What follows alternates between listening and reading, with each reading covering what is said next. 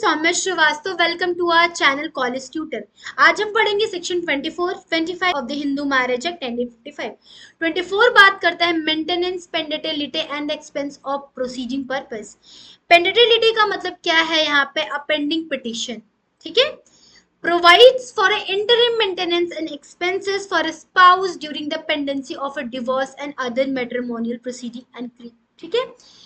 तो ये प्रोविजंस इसलिए है कि मान लीजिए कोई हस्बैंड और वाइफ है, और वाइफ जो है वो इनकेपेबल है सूट नहीं प्रोसीडिंग को रेज करने के लिए कोर्ट में, क्योंकि due to the insufficient amount या इनसफिशिएंट मनी, या उसके पास नहीं है पैसे कि वो प्रोसीडिंग को ले आए या कोर्ट में अपने डिस्प्यूट को या अपने मैटर को रेस करे by the form of petition. ठीक है, उसके पास इनफ मनी नहीं है। तो ये जो सेक्शन 24 है वो बात करता है इंटरम मेंटेनेंस की, कि अगर कोर्ट को ऐसा लगता है कि वाइफ या हस्बैंड इधर ऑफ द स्पाउस के मतलब में इधर ऑफ द स्पाउस में अगर कोई भी हस्बैंड या वाइफ के पास इनफ मनी नहीं है या उसके पास इतने पैसे नहीं है कि वो अपने पिटीशन को कोर्ट में रेज करे, क्योंकि उसको इसलिए अपने प्रोसीडिंग को स्टार्ट करे, तो इसलिए कोर्ट क्या है वो देख के उसको ग्रांट करती है एक पेंडेटिलिटी ड्यूरिंग द प्रोसीजर। ठीक है, चलिए देखते हैं सेक्शन को। Maintenance pendente lite if spouse either of the husband और wife can not maintain themselves during the legal proceeding, the court may order other spouse to pay maintain. अगर हस्बैंड और wife है, ठीक है, मान लीजिए हस्बैंड और वाइफ है, हस्बैंड ने इसके साथ अडल्ट्री किया, अडल्ट्री के ग्राउंड में ये चाहती है कि डिवोर्स ले, ठीक है, but she doesn't have enough money to raise our petition in a court. तो वो क्या करेगी? कोर्ट को रिक्वेस्ट करेगी कि मुझे पेंडेटिलिटी मिलने चाहिए, और कोर्ट को अगर लगेगा सफिशिएंट ग्राउंड पे कि उसके पास सच में इनफ मनी नहीं है कि अपने पिटिशन को रेस करे इन कोर्ट में, तो वो क्या करेगी? वो ऑर्डर करेगी इस हस्बैंड से कि उसको पे करे, या उसका जो खर्चा उसको खर्चा दे वो अपने सूट को फाइल करने के लिए। यहाँ पे इसलिए है, ये रीजन क्यों है, ऐसा सेक्शन क्यों दिया गया, ताकि जस्टिस हो जाए, डिनाई ना हो उसका जस्टिस। अगर उसके पास पैसे नहीं है तो सोचिए उसके साथ क्या होगा, वो इनजस्टिस हो जाएगा उसके साथ due to not enough money, या उसके पास पैसे नहीं होने के कारण हो सकता है वो वो कोर्ट में केस को ना ले जा पाए कोर्ट में।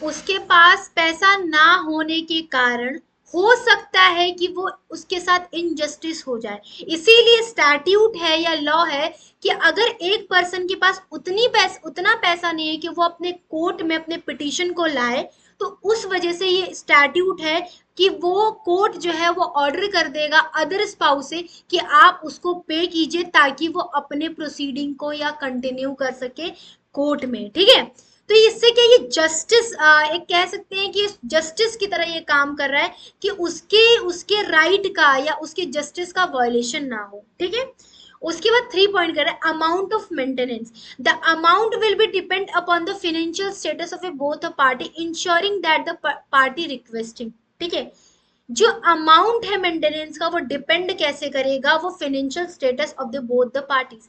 कैसे बोथ ऑफ द पार्टीज?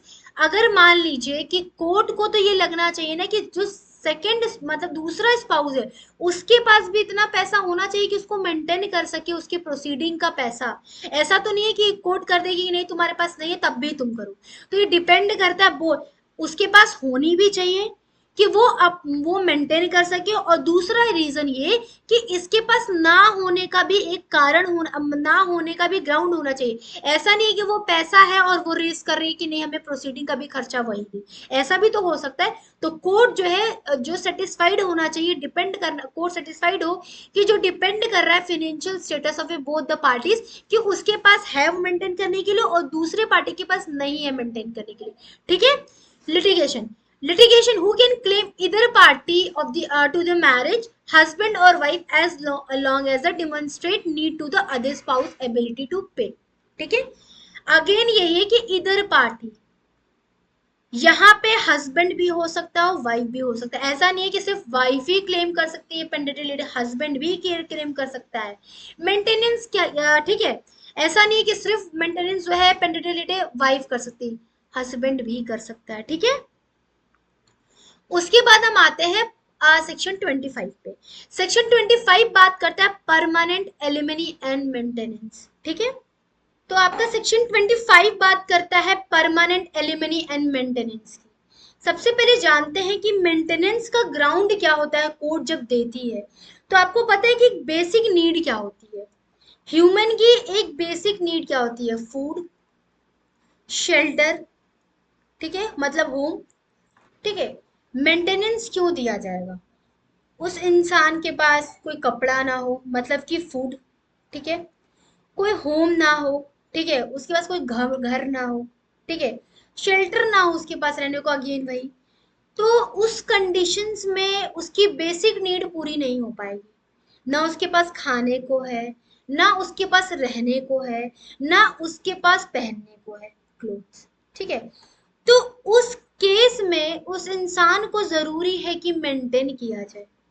ऐसा नहीं है कि आपके पास कुछ भी नहीं है, उस जिसको दिया जा रहा है मेंटेनेंस उसके पास सब कुछ है, फिर भी वो मेंटेनेंस के लिए क्लेम कर रही है, तो ऐसा नहीं होता।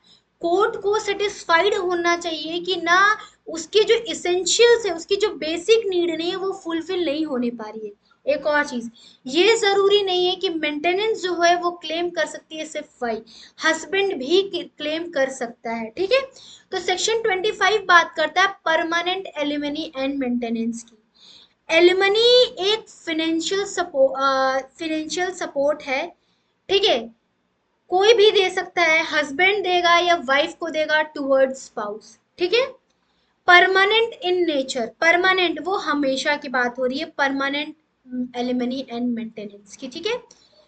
तो एलिमनी दो टाइप की भी हो सकती है, एक हो सकती है मंथली, ठीक है, और एक हो सकती है एनुअली। ठीक है। एनुअली भी हो सकती है, मंथली भी हो सकती है, एक लमसम अमाउंट भी दिया जा सकता है एक साथ। जरूरी नहीं है कि उसको पार्टली दिया जाए, हो सकता है कि एक ही साथ उसको दे दिया जाए, 15 लाख 16 लाख जो भी है उसके स्टेटस के हिसाब से दे दिया जा सकता है। जरूरी नहीं कि वो मंथली दिया जाए, एनुअली दिया जाए, और मे बी एक टाइम दे दिया जाए, वन टाइम, ये डिपेंड करता है। ठीक है। तो चलिए देखते हैं। Deals with the permanent alimony and maintenance post divorce और अदर फाइनल मैट्रिमोनियल लीवर्स। ठीक है। डिवोर्स के बाद भी हो सकता है। ठीक है। और अब फाइनल मैट्रिमोनियल रिसिप्ट, जब आप जो है डिवोर्स के पहले ये डिसाइड हो जाएगा कि कितना देना है, और अदर फाइनल मैट्रिमोनियल रिलीफ। तो आपका बात करता है यही चीज कि वन टाइम भी हो सकता है एलिमनी, मंथली भी हो सकता है, एनुअली भी हो सकता है। It depends upon the facts and circumstances of the case. ठीक है। And status of the spouse, ये स्टेटस ऑफ द स्पाउस पर डिपेंड करता है कि उसे कितना देना है, एक टाइम देना है या मंथली देना है या एनुअली देना है, वो अग्री करेगी। रिस्पोंडेंट कोई भी अग्री करेगा या स्पाउस अग्री करेगी कि हमको ऐसे चाहिए, उस चीज को देख के कोर्ट जो है अग्री कर देगी। ठीक है।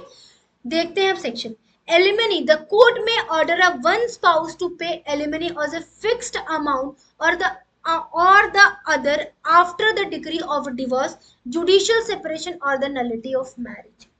एलिमनी जो है कोर्ट ऑर्डर करेगी दूसरे स्पाउस को पे करने के लिए, क्या कब करेगी, डिवोर्स के बाद करेगी। ठीक है।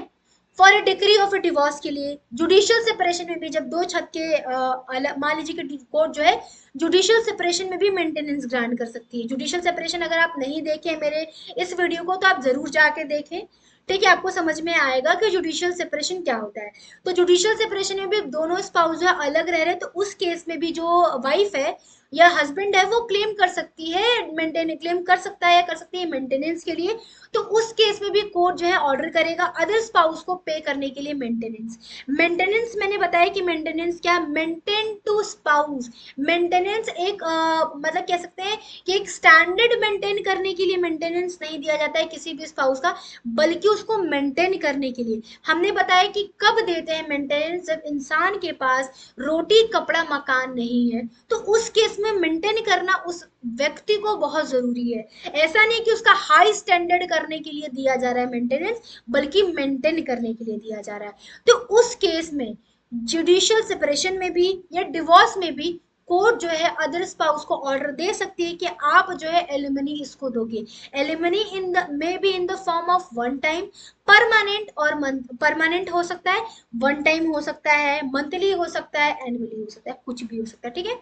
The amount and terms, the amount and the frequency of the payment depend upon the financial circumstances of the parties. जो अमाउंट होगा वो डिपेंड करेगा financial circumstances of the parties. मतलब कि ऐसा नहीं है कि जो जो वाइफ है वो कह दे, मान लीजिए वाइफ जो है क्लेम कर रही है मेंटेनेंस के लिए कि उसके पास उसको मेंटेन वो मेंटेन अपने आप को नहीं कर पा रही है, तो वो कह दे कि हमको 10 लाख चाहिए, हमको 5 हजार चाहिए महीने में, हमको 20 हजार चाहिए मैंने। ऐसा वो नहीं कर सकती, क्योंकि ये जरूरी है कि वो कह सकती है, बट कोर्ट देखेगा कि उसका जो जिसको देना है या देना है एलिमनी, वो इंसान उसके लिए कैपेबल है कि नहीं, उसकी फाइनेंशियल स्टेटस इतनी है कि नहीं, तभी तो वो देगा। को उसके कहने से तो वो दे नहीं देगा, क्योंकि उसको भी तो जरूरी है कि वो इतने का स्टेटस के अंडर वो आता हो या उसके पास इतना हो। तो वो डिपेंड करेगा financial circumstances of the parties. अगर वाइफ के विम्स एंड फैंसीज से नहीं हो सकता कि नहीं वाइफ ने बोला तो उसको इतना मिलेगा, वो डिपेंड करेगा किससे, स्पाउस से, जिससे वो क्लेम कर रही है और जो कोर्ट बोल रही है कि इस स्पाउस को देना है एलिमनी। तो उस इंसान की जो है ना वो डिपेंड करेगा कि क्या उसकी उसकी परिस्थिति है, उसका फाइनेंशियल स्टेटस क्या है, ठीक है। It can be again, it can be lump sum और पीरियडिक पेमेंट। लमसम मतलब कि इकट्ठा, मान लीजिए कि उसको इकट्ठा दे दिया कि उसकी प्रॉपर्टी है मान लीजिए, तो उसने क्या किया, उस प्रॉपर्टी में है उसके पास, वो क्लेम करे कि मुझे तो देखेगा स्टेटस, देखेगा कोर्ट की क्या है, उसके बाद एक लमसम पेमेंट चल जाएगा कि नहीं 15 लाख 16 लाख, एक लमसम मतलब इकट्ठा, ठीक है। वो इकट्ठा, वो बात बात नहीं होगा, पीरियडिकली नहीं चलेगा कि नहीं तुमको साल साल हम इतना देंगे, नहीं, वो इकट्ठा एक बार में चला जाएगा। वो डिपेंड करेगा स्टेटस ऑफ द स्पाउस, ठीक है। उसके बाद आता है permanent nature. Once the order is made, it is a permanent, subject to the modification only the specific ground change in the financial condition। जब मैंने बताया तो ये परमानेंट है, वो हमेशा के लिए है, परमानेंट इन नेचर है, until and unless the court cannot modified or modified। Court जब तक मॉडिफिकेशन नहीं देगा वो तब तक परमानेंट इन नेचर है, स्पाउस को पे करना पड़ेगा, स्पाउस को पे करना पड़ेगा क्योंकि वो परमानेंट इन नेचर है, until and unless the court can modified it. Court कब मॉडिफाइड करेगा, ये भी स्पेसिफिक ग्राउंड पे। अगर मान लीजिए कि अचानक से, एक एग्जांपल लेते हैं, हस्बैंड है और वाइफ, वाइफ ने बोला कि I can't maintain myself, then court ने बोला कि ठीक है, तुमको हस्बैंड को ऑर्डर कर दिया कि तुमको हर महीने 20 हजार अपनी वाइफ को देना है, 20 हजार देना है क्योंकि तुम इतने कैपेबल हो। और वो क्या करता है, एक बिजनेस करता है, मान लीजिए कि उसका बिजनेस अचानक से खत्म हो गया, तब वो कैसे पे करेगा, तो वो पिटीशन ले जाएगा कोर्ट में भाई कि मैं इतना पे नहीं कर पाऊंगा क्योंकि मेरा बिजनेस खत्म हो गया।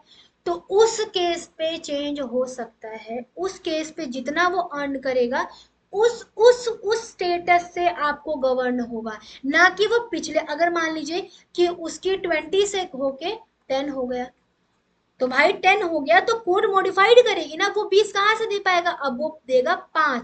वो कोर्ट डिपेंड करेगी, मैंने यहाँ पे 5 लिया है, कोर्ट डिसाइड करेगी, मॉडिफाइड करेगी कि कितने पे वो दे, कितना वो देगा, ठीक है। उसके बाद है reconsideration. Court can reconsider the amount if there is a significant change in the circumstances of the party receive. Again वही एग्जाम्पल कि कोर्ट जो है रिकंसिडर कर सकती है, जो अमाउंट बोला गया वो रिकंसिडर हो सकती है। हो सकता है कि वो ज्यादा अमीर हो जाए, ज्यादा पैसे कमाने लगे, तो वो रिकंसिडर भी अमाउंट हो सकता है। जरूरी नहीं कि वो फिक्स है, रिकंसिडर भी हो सकता है, ठीक है।